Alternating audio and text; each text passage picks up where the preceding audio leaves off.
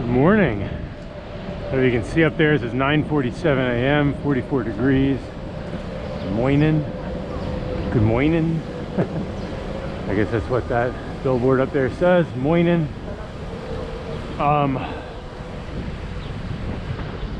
Let's get to it. Let's do the news. Brad Lander's bill. No, I'm just kidding. Well, I am half kidding. The reckless driver bill. This is a really interesting one.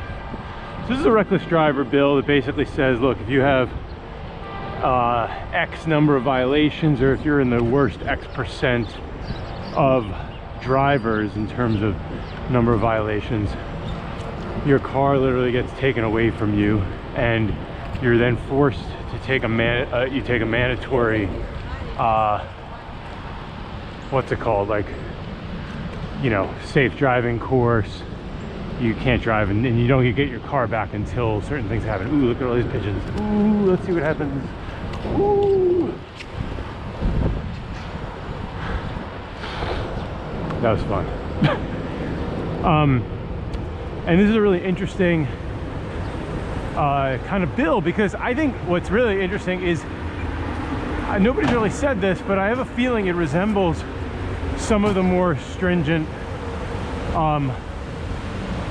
laws that exist in parts of Europe, right? Where, like, if you do bad stuff, you get into crashes, like they won't hesitate to take away your license. Or they make it very hard to get a license in the first place, right? Like, I think Germany is pretty well known for having a very difficult driving test. You know, like, you have to do many hours and all this stuff, and you will, you know, it's very likely that you'll fail. Here, if you have a pulse, you can just retake a test at 18 or 16, you know, as many times as you want, and then eventually you get it, and you're like, okay, is that somebody we want, like, on the road? They can't figure this basic stuff out. So the reckless driver bill is really interesting, because it's kind of the first bill, like, in America that has some teeth, that actually says we will take away your car if you do bad stuff, right? If you get violations over and over again and all that. And I think what's been really interesting to watch is, you know, there's a whole kind of uproar that it doesn't go far enough. I think a lot of people say that you know, the city council, I think, passed it like overwhelmingly, and they were really in favor of it. And their issues were, they called it friendly fire, which I like. Is basically, they're like, I support this obviously, but I think it should go way further. And I think the bill that's going to pass is, it limits it to 5,000 vehicles, even though there's like 25,000 that would meet the 5 violation, the original criteria of the bill. And I think they raised it to like 12 speeding tickets. You know, you need to get 12 tickets in order to be that bad. And I think people were like, that's ridiculous. But Brad Lander has really addressed all this stuff, and he's like, look, this is the first of its kind. The systems that exist today to even handle this kind of re-education of drivers, which are like courses, even like the tow truck capacity, like the towing capacity. We don't even have enough lots, you know, to accommodate any more than like a few thousand vehicles at this point, something like that. And so it's actually very reasonable. It's like a really interesting look into how you make compromises, even when your rhetoric, like, is way beyond it, right? Like, Brad Lander's like, I would love to just take away the cars, the keys for, you know, 100,000 of these terrible drivers that are really pose a real danger and are really reckless on the roads, but I can't, because it will be fought in, you know, constitutionally. It will be fought in the courts. Like, you know, there's all kinds of other battles. And so we want to pass something that will get through and call it a starting point, and and then I love that he's like, and then we'll look at the data and say, look, this program has had an impact. It's taken 5,000 drivers, right, or vehicles. They were forced to go through a re-education program or whatever, a reckless driving program, and And then they came out on the other end with improved driving records, right? I presume that they're going to be tracking this stuff pretty closely. I'm going to just, I'm going to pop up here. I think I can do this. I think I can get through. There we go. Wow, what a disaster here. And so his point, which is a really great one, is like, first prove that this system works, right? Let's first show that it works. And then we have like a leg to stand on. Then you can say, look, this is constitutional. We're not like taking away your right, some, you know, First Amendment, whatever amendment right to, you know, because everybody hates, like, they're like driving tickets, you know, speeding tickets are just to raise money, and it's just about a toll on, you know, hardworking drivers. Wow, what is this? Freaking disaster here. Let's see what's going on. I don't want to go that way. I'm going to go up here and go on around this truck.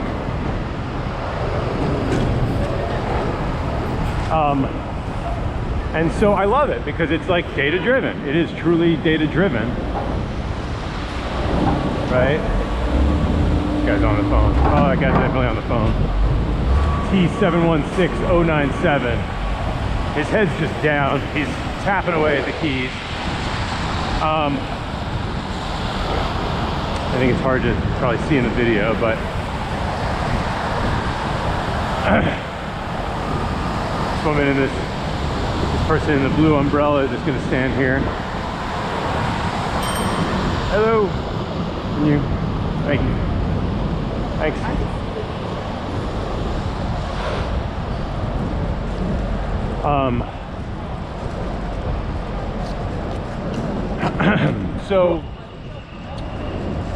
Yeah, so Brad Lander took the time, wrote an op-ed for Streetsblog, took the time, I think he wrote a, well, he didn't write an op-ed, but his quotes were he took the time to be interviewed by Streetsblog, talked this all through, did like a tweet thread explaining all the logic, and like when you dig into the details, like anybody that once you go beyond the rhetoric, I think it's really interesting. And I love it because the passion is there, but then it's met with like realistic like compromise that tries to get the most accomplished given the constraints. You know, these are constraints, and like, and I think it's relevant for the you know, the political environment we're in with the you know, with all the Democratic contenders, you know, who have very passionate ideas, and right, and the kind of things, and Medicare for all, and, you know, forgive everybody's debt, and all this kind of stuff. And like, I don't know, I think maybe there's like that stuff is possible, but that's scary. But right, like the realities are, this stuff has to be met with you know, Congress and Senate, and, you know, money, and the systems in which you know, to make these things work. And like, I don't know, I feel like I'm not clear on that. I'm not saying it's not possible, but I think what you see from this exercise is this is a pretty simple, like relatively straightforward thing that like most people actually agree with, you know, except for like the most reckless drivers. But everybody else, like if I were a driver, I'd be like, yeah, goddamn, yes, get all of the speeding, reckless drivers off the road. They're the ones who pose the biggest threat to me as a driver. This isn't even like about pedestrian safety at this point, you know what I mean? I mean, it is, obviously, but like as a driver, I don't understand why drivers aren't like up in arms yelling about this kind of stuff all day long.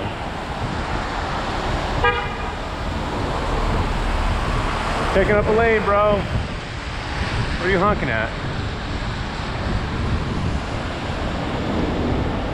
So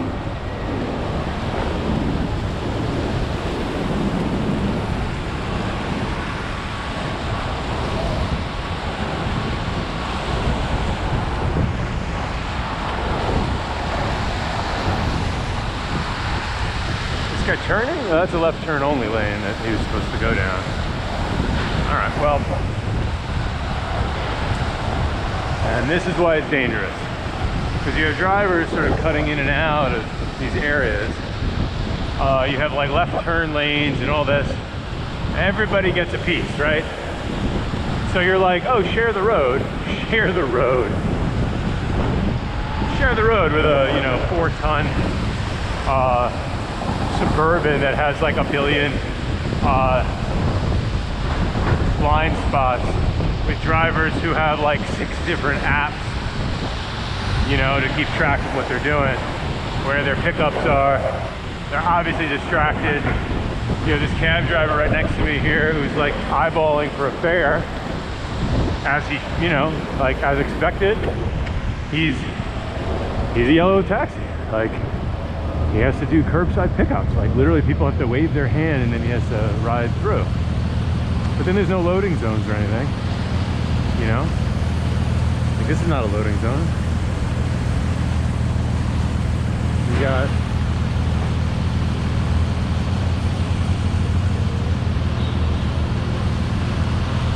I don't know what this, so here's this woman in the middle of the street just waving at cars.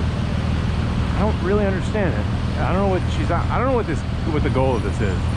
Like, I don't know what she's doing that not being there. Like, I don't know what the incremental value is of somebody standing there waving their hands at people who literally don't even pay attention, who are speeding.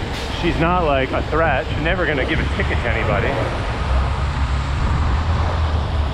This aggressive driver here, HBS 1530, this Mitsubishi. I think he was the one that honked at me, but I'm not sure.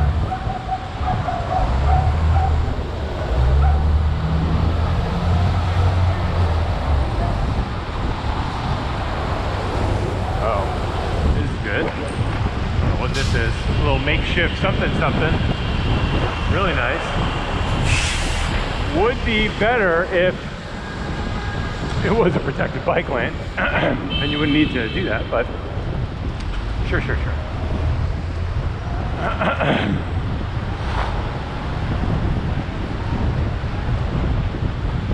Oh boy.